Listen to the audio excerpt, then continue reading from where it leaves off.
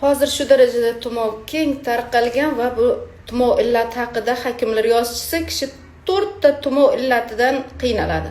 Birinchisi bunga sabab sovuq havodan ta'sirlanish, ikkinchisi ko'krak shamollashi, uchinchisi barcha a'zoning boshdan oyoq shamollashi, to'rtinchisi qizib turgan oshqozonga sovuq suv, sovuq mevalar va ichimliklarning tushishi va buning natijasida oshqozon haroratining so'nishi. Tumovning 4 ta belgisi bor. Birinchisi yurak bezovtalanadi, ikkinchisi yo'tal paydo bo'ladi, uchinchisi badanda harorat ko'tariladi, to'rtinchisi bosh og'riydi. Tumovdan qutulishning yo'llaridan biri shuki, sigir sarig'idan, ya'ni sigir sari yog'idan bir qoshiq yoki tabiatga qarab ko'proq ham olish mumkin.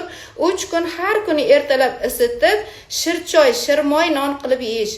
Mazkur ovqat oshqozon ichini muloyimlashtiradi, unga harorat bag'ishlaydi, sovuq ter chiqaradi va ko'p o'tmay yo'talni qoldiradi. Agar ko'ngil